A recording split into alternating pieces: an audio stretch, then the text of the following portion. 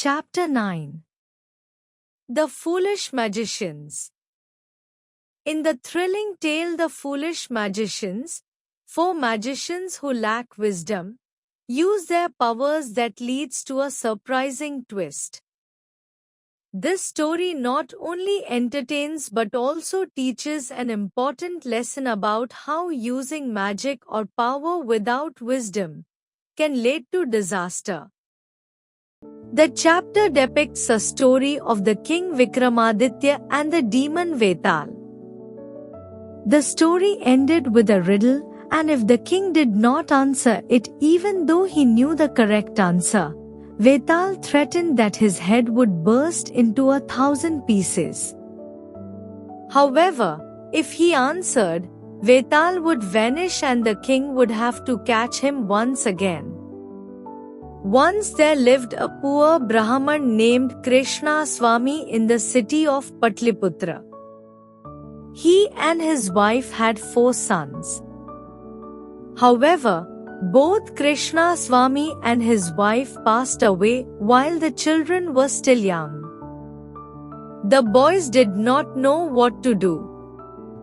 One day, as they sat together thinking about how to end this pathetic situation, the eldest brother said, "What shall we do now?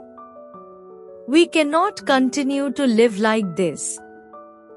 It seems to me that we should master some skills, which will help us to earn a lot of money and be free of our present problems."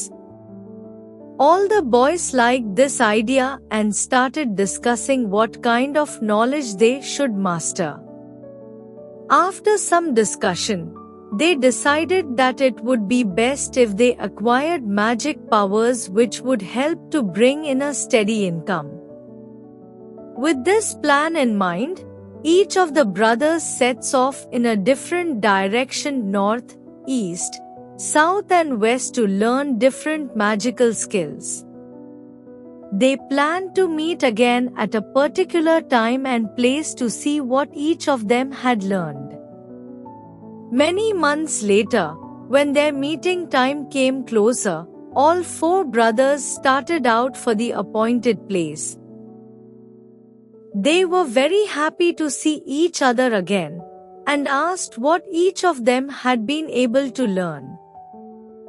The eldest said, "I have mastered a particular kind of magic. I can cover the bare bones of any animal with the right kind of flesh." The second said, "I have learned how to add skin and hair of the animal after the flesh has been added to the bones."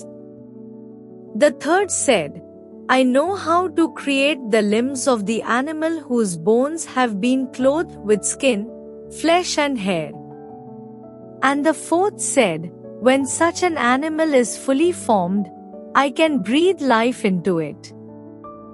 The 4 brothers were very pleased to discover that they had all acquired skills which could be used together for their mutual benefit.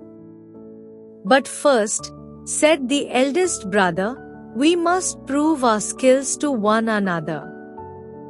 So, they went into the forest to look for the bones of an animal to display their knowledge to one another. Soon they found some scattered bones of an animal. The first brother used his magic spell to cover the bones with the proper flesh. Then the second and third brothers added the skin, hair and limbs. When this was done, they saw that they had made a lion. As it was the turn of the 4th brother, he said, "See, I will bring it to life now," and muttered a spell. As soon as he did that, the huge lion arose, stretched its limbs and roared loudly, showing its fearful, sharp teeth. Then, before they could realize what was happening, the lion charged at all 4 brothers, caught them and ate each one of them. Thus, the 4 brothers died because of their foolish mistake, bringing a ferocious beast to life. This proves that if you lack wisdom and common sense, even the best skills cannot help you.